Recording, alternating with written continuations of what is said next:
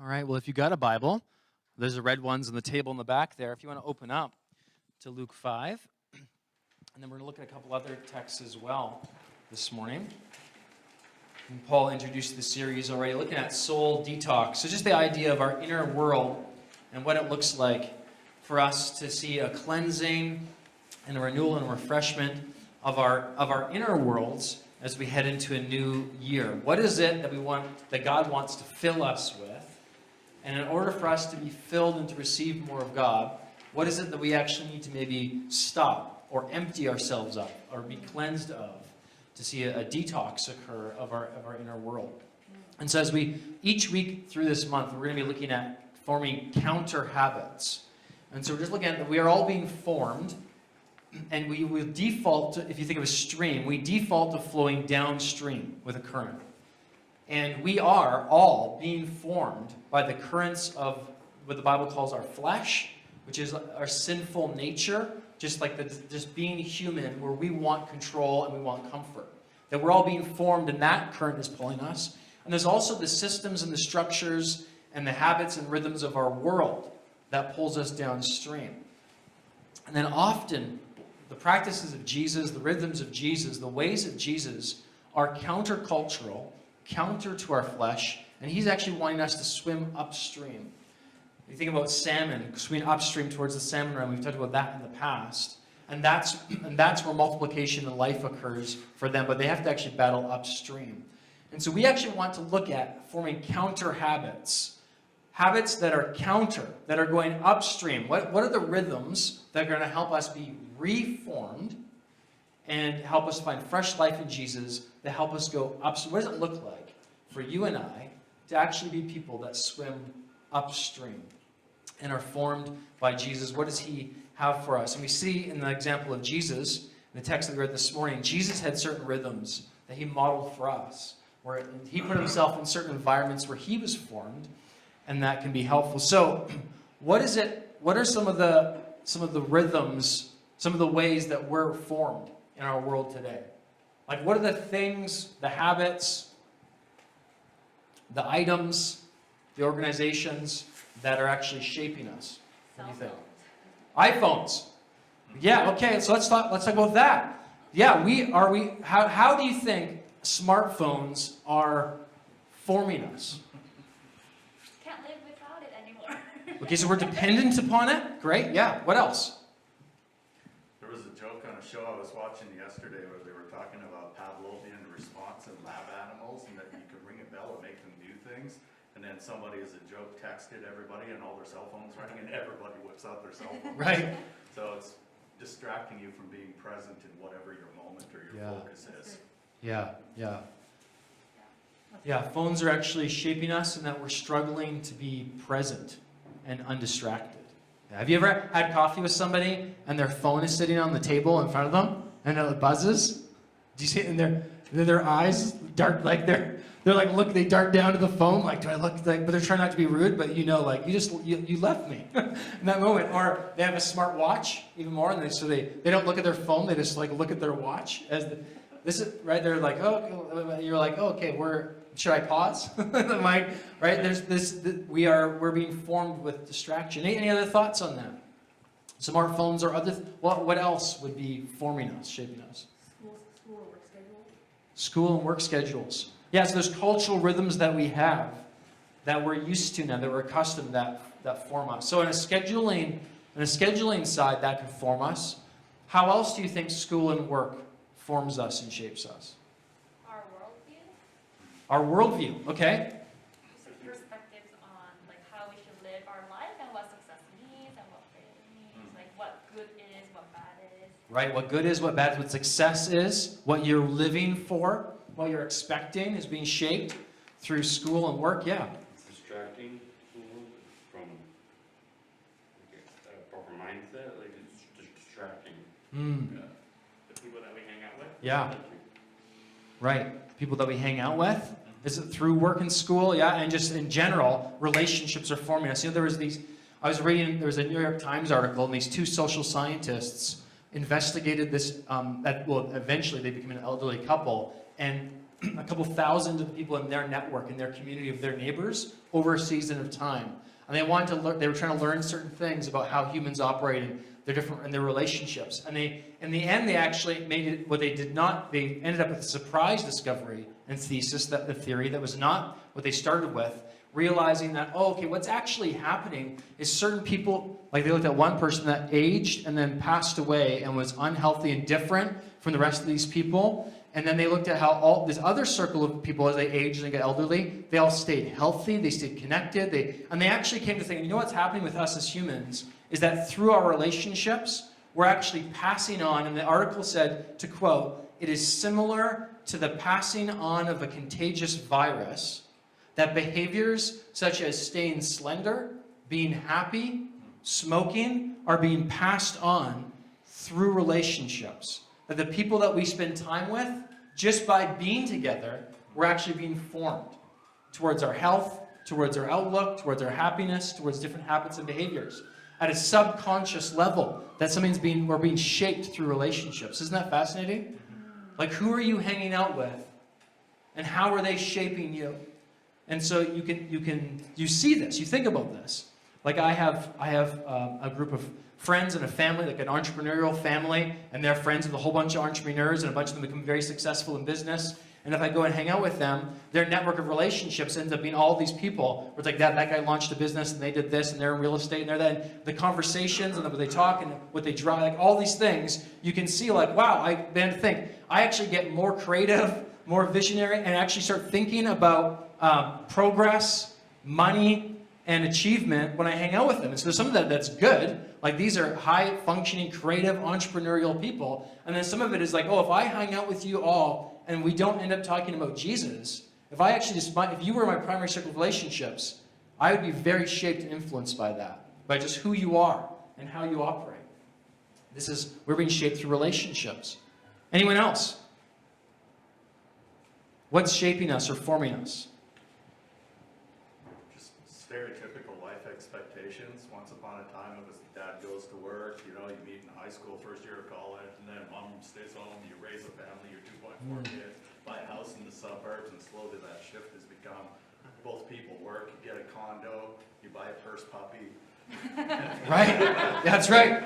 That's funny, right? Yeah, the Vancouver Burnaby kind of expectations, right? It's not that one person goes to work. Now both people go to work, and you prolong kids, and you start with a puppy. But you're launched into that as part of your Yes. base model of where am I going to go, what am I going to do with Yes. my life? That's what you pull from. Yeah. It's actually influencing expectations and worldview. We are being formed. And different, so if we were placed in a different part of the world or a different part of history, we would be being formed in different ways. Just think about that. There is a current of life, and we are being formed. Habits, worldviews, ways of thinking, we are being formed. So we sit in a certain, like there's the story that was told of David Foster Wallace talked about this. He actually a secular writer, but he said that we actually all are worshipers. We're all worshiping all the time. It's just a matter of what we are worshiping. And he told the story. He said there's two young fish swimming along, and they see an older fish, and the older fish says, "How's the water today, boys?" And then they look at each other puzzled, and he swims away, and they say, "What's water?"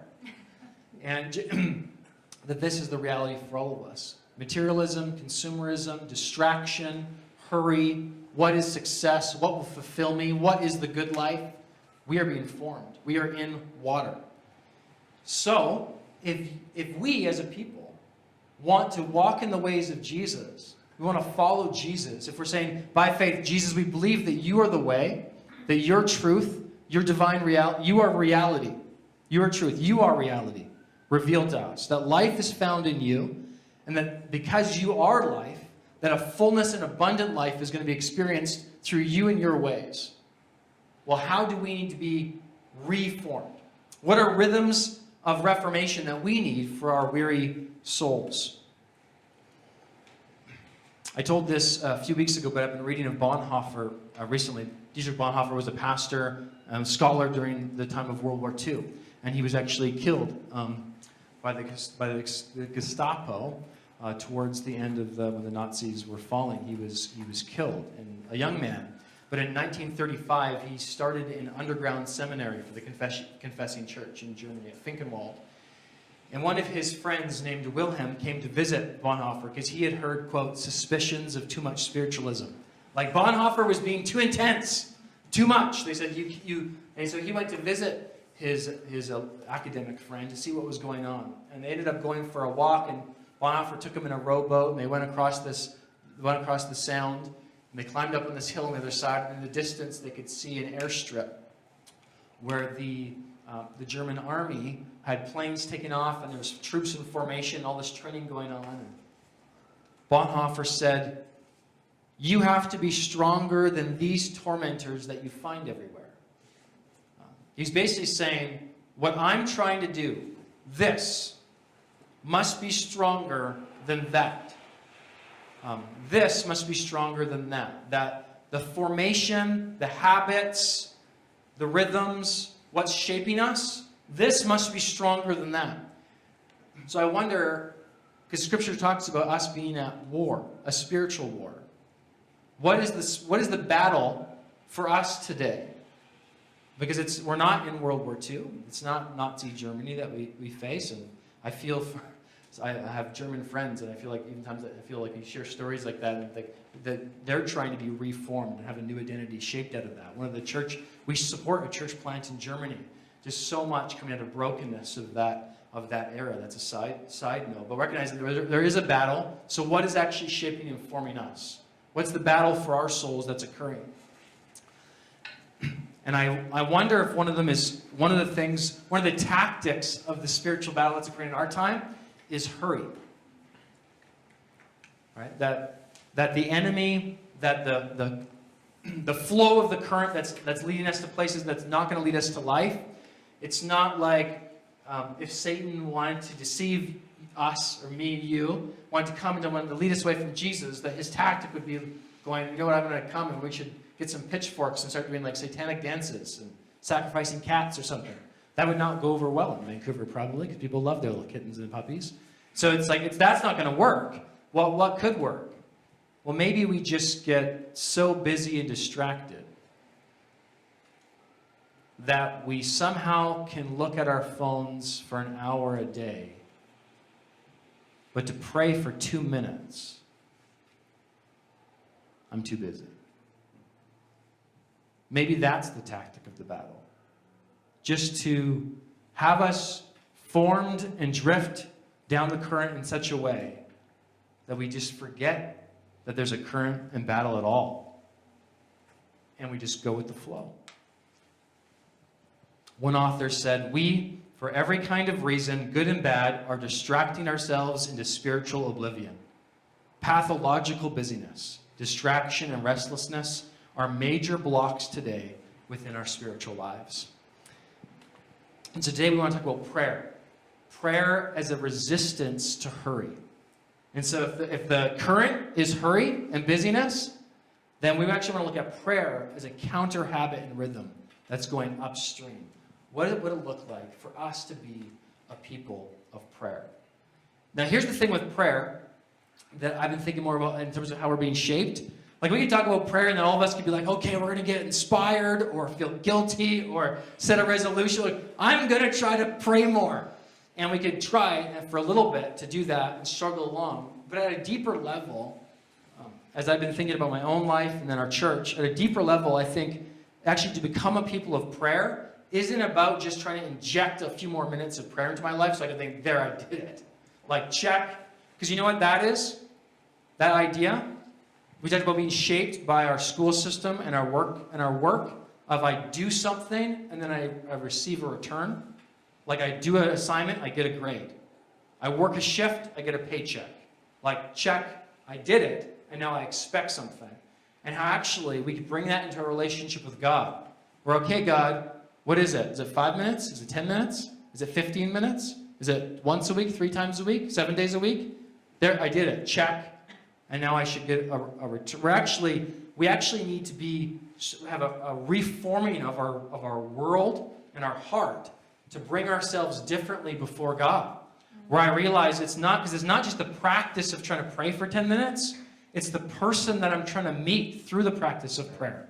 That's what it's about. And so for me, sometimes I can sit down and try to pray for 15 minutes, and my inner world is so noisy and hurried. Like I've focused myself in my exterior world is quiet, but when I finally get still and quiet enough in my exterior world, that's when my interior world starts to act up and speak. And all of a sudden, if you ever try to be quiet to meditate or pray, then all of a sudden you start thinking about everything you need to do.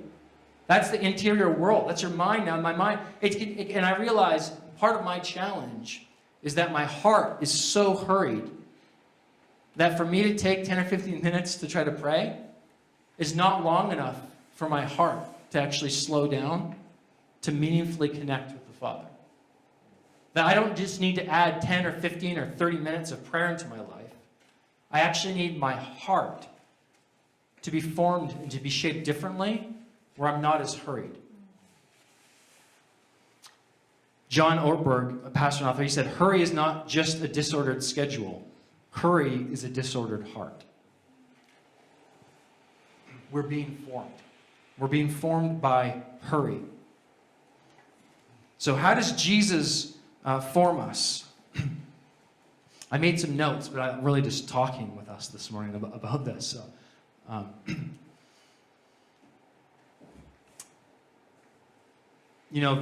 read a book by John Mark Comer last year, The Ruthless Elimination of Hurry. And he actually talked about how psychology today identified that there's a hurry sickness. That we actually now, in our culture, have a hurry sickness. And he wrote, this is a quote. It's described in this way: a malaise in which a person feels chronically short of time and so tends to perform every task faster, to get flustered when encountering any kind of delay. Hurry sickness. Like if I want to turn right at a street with 2 lanes, and I get into the right lane to turn right, and then the person in front of me, like it happened 2 weeks ago on Boundary and Grandview, which is such a long light. And I'm there, and there's one car in front of me that's not turning right. They're going straight. And I said to Natalie, there's 3 lanes here. Those 2 are going straight. This person, why? Why are you in this lane when you're not turning right? There's 3 of us behind you that want to turn right. And now we have to wait for the longest light in the city before I can turn right. And I realized I'm actually getting a little bit annoyed and flustered. Psychology today would say, Brett, maybe you have some hurry sickness. You get into a checkout line, and then all of a sudden the person in front of you has a price check. What goes on in your heart? Your internet, you open your phone and your internet browser does not immediately upload instantly. What goes on in your heart? Like we're dealing with hurried sickness. As I thought about that, I thought about this. There's in the genealogies in Genesis 5, there's a genealogy, and in verse 22 it talks about Enoch. And it says, and Enoch walked with God, and then he was no more. It's kind of this mysterious text, like no more, like what? God took him early? He didn't die? Like God transported him? What do you mean he was no more? But I actually was just struck by, I was thinking about this. Enoch walked with God. He walked with him. And then I thought of that term Godspeed, which actually means like prosperity to you in your journey. But I actually thought it's kind of, from a different angle, you could think, what if God's speed is slower? What if his speed is walking? What if for me to be like Enoch, I actually have to slow down enough to go at God's speed? To actually be present to his presence. What would that look like for us? About 3 texts to open up. Someone want to read Mark 1, 32 to 38? If you're watching online, if you want to grab a Bible, go to Mark 1, 32 to 38. Someone got that? Just raise a hand and shout out. Someone? Reader. Oh, thank you. Okay, Mark 6, 31 to 32. Mark 6. No, this is a different text. Mark 1, 32 to 38. Mark 6, 31 to 32. Who wants that? Jen, great, thank you. Luke 4, 1. Who wants that? Okay. So Mark 1, 32 to 38, Mark 6, 31 to 32, and Luke 4, 1. We'll start with you, Naomi. Mark 1. Mark 1:32 to 38. Yes, please. That evening after sunset, the people brought to Jesus all the sick and demon-possessed. The whole town gathered at the door, and Jesus healed many who had various diseases. He also drove out many demons, but he would not let the demons speak because they knew who he was. Very early in the morning, while it was still dark, Jesus got up, left the house, and went off to a solitary place where he prayed. Simon and his companions went to look for him, and when they found him, they exclaimed, "Everyone is looking for you." Jesus replied, "Let us go somewhere else, to the nearby villages, so I can preach there also. For that is why I have come." Thank you. So Jesus heals a bunch of people, casts out demons, crowds begin to form, and then where did Jesus go? Did anyone catch that? Where did he go? He went to pray. And where did he go to pray? To a desert place or an isolated place, it says. And then his disciples come to him and they're like, "Jesus, the hype is forming. The crowds are coming. Like, this is going to take off. Like, we're building momentum here." And Jesus says, "Oh, we're going to move on to the next town. This is why I've come."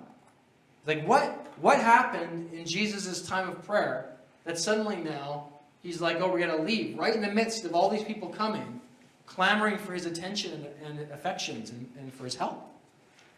I think sometimes in the noise we find distraction, but in the desert we find direction. And there is something about, you see in the habits of Jesus, where with all of the pressures around him, he goes to an isolated place and he receives some guidance from the Lord. Next one, Mark 6. Mark 6:31. And he said to them, "Come away by yourselves to a desolate place and rest a while." For many were coming and going, and they had no leisure even to eat. And they went away in the boat to a desolate place by themselves.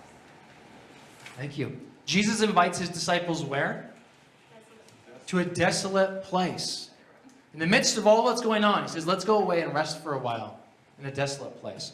Luke 4:1. And Jesus, full of the Holy Spirit, returned from the Jordan and was led by the Spirit in the wilderness. So this is the beginning of Jesus' ministry. Jesus begins his ministry. He's baptized, his identity is confirmed, and then he's led by the Spirit where? Where did it say? He's led by the Spirit to the wilderness. God leads Jesus, the Father leads Jesus to the wilderness for something to occur, where he's actually going to receive strength there, but he's going to face battle there. And the text that was read at the start of this passage is a summary of what's going on here. We're at Luke 5:15 and 16. Now Luke writes, "But now even more the report about Jesus went abroad, and great crowds gathered to him to be healed of their infirmities." And then verse 16, this is it for us today. "But he would withdraw to desolate places and pray." Or some translations say he would often withdraw. Now Luke's just summarizing a practice of Jesus, a rhythm of Jesus, was often to retreat to a dead. Now, all those texts that was read, it's actually the same word in the original language. Eremos. Desert, desolate place, wilderness. Jesus' rhythm was to go to Eremos. And when you became his disciple, then he said, "Hey, come away with me for a little while to Eremos. We're going to rest. We're going to rest in the wilderness. We're going to get quiet. We're going to move away from the crowds. We're going to be still. We're finding solitude. We're finding direction. We're finding strength." that for Jesus, where he found his direction, his strength, the clarity of who he was and what was coming next was in the Eremos. It was in the wilderness. It was a time of stillness and not where he was not hurried. And so this is it for today. The basic teaching that's coming here. This is not like, my aim was not to give you a bunch of fancy new information, but actually to try to encourage towards a new activation of something that we would actually do. What if you and I could stop the flow of hurried and busyness in our world downstream, and we actually started a new rhythm together, a rhythm of reformation, a rhythm where we're being reformed. And what if the rhythm that actually resists busyness and hurriedness is prayer? Is actually getting quiet and getting still. It's going to our version of the Eremos, where we have a practice of going there to allow God to form us and to do a work in us that only happens in those still places.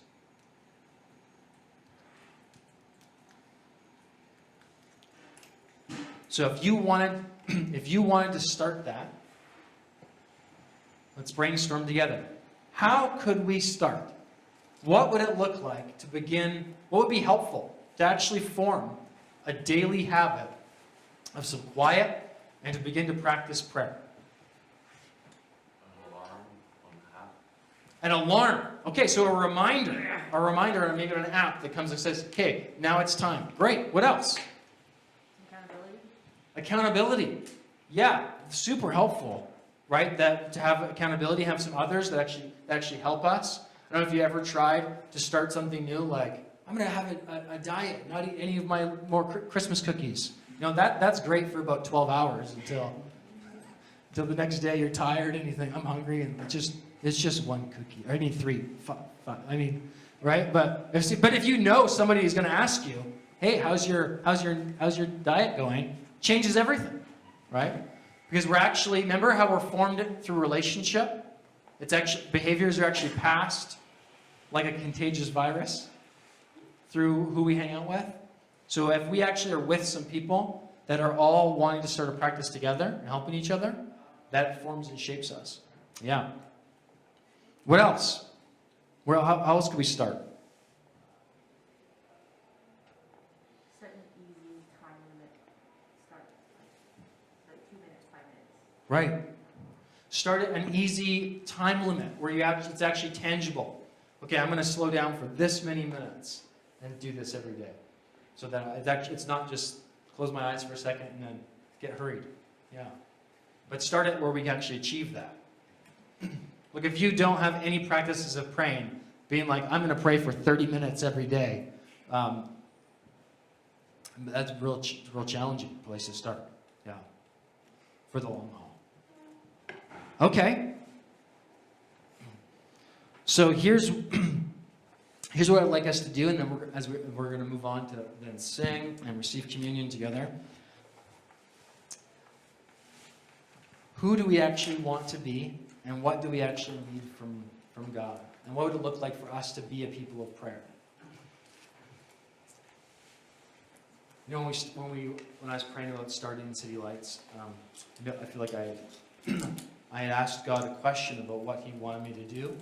And He gave me 3 phrases that jumped into my mind, and one of them was to teach people to pray, which I was not expecting to come into my mind as a thing. And so I think we've been on a continual journey of trying to grow in that. How do we actually become a people of prayer together? How do we learn to pray? How do we even have a heart that wants that? And for this month, here's the invitation. What if we together could help form and shape each other to be a people that even stumbled along in knowing Jesus? Could we help each other in that? Could we be that people? What if we could actually be a people in our age of hurry and anxiety? If we could actually be a people that had unhurried hearts, that could be non-anxious presences. I don't know about you, but I want that. I want to be a non-anxious person with an unhurried heart. that could be able to be present with people, present with my kids, present with the Lord, present with people to be able to share love, to be able to hear, to be able to give wise guidance and input. What if we could be that people? John Ortberg said, I cannot live in the kingdom of God with a hurried soul. So what if we could this month take action to be a people that have some soul detox and cleanse out the hurry? And I'm suggesting that daily prayer, some eremos, could be the counter habit to help reform us against the current of hurry. John Mark Comer says, in the end, your life is no more than the sum of what you gave your attention to. That's life, what we gave our attention to. So I want to give my attentions to the Lord, to loving God and loving people. And I think that that's probably, there's a desire within your heart for that as well. And so I don't know, maybe you're pretty non-anxious and non-hurried and have rhythms of prayer and quiet and stillness and solitude. That's amazing. For me, a lot of that is disciplined and it's difficult and it's hard. So I've been starting to do evening prayer walks. I'm just saying a goal for myself at night. I'm just going to, after the kids go down, I'm just going to go out. So my neighborhood has become part of my inner loss. I'm just at night when there's no one else around, and I just walk into the quiet, the rain or the cold or whatever it is. And I just walk and take time to try to actually allow my heart to slow down, to allow my mind to slow down. Say, God, I need you to help cleanse all of the hurry that's captured my heart and mind. It takes, sometimes my walk ends and I'm like, maybe I just started to slow down. Like I'm just so, there's just so much on my mind and in my heart that it's hard. And I don't know if you could relate to that. But if we could stumble along together, I think Jesus wants to meet us. He wants to form us. And if we could be a people that engage in that, I think it'll be rich. That's the invitation. And so here's the good news as we close. Jesus on the cross, when he was dying, he said the words, it is what? It is finished. It is finished. And so here's the good news of this, is that the work of impressing God, of succeeding before God, of being good enough before God, of being spiritual enough for God's love, that work is all done by Jesus. And so when we come before God in prayer, in solitude, even in our hurry, bringing him who we are, that we actually don't need to achieve enough prayer to satisfy God. We can just receive his love because of Jesus. And so I don't need to be good enough to come to pray. I can come before God and say, God, I'm distracted. I don't even want to pray today. But still, you love me because of Jesus. And I can come before you with full acceptance, with all of my flaws and lack and hurry, because of Jesus. Because it is finished. It's finished. So you can come with confidence, and you can come with freedom, and you can come with joy, and you can come with thankfulness. Because of Jesus. Would you stand?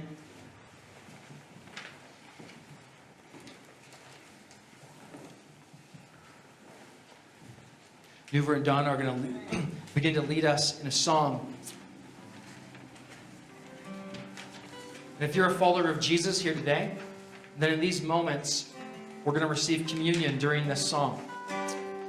And there's these communion elements. If you're at home, you can have your own elements set up.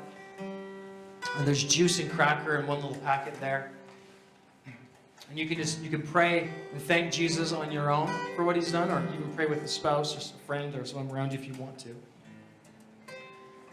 So that's what we're going to do, is respond and say thank you to Jesus, that he's finished the work, that he's proven that God is trustworthy, that he's proven that the victory is in him, the life is in him, the hope's in him, and that the communion elements remind us of the cross, the death and resurrection of Jesus, that it's true. Father, we thank you. We thank you for your word. We thank you for your life, that you offer us life in you. The Spirit of God, here we are. And we're a needy people. And So in these moments, God, I pray that by your Spirit, you would come and stir and invite, and you would give us a fresh sense of gratitude for Jesus and a hunger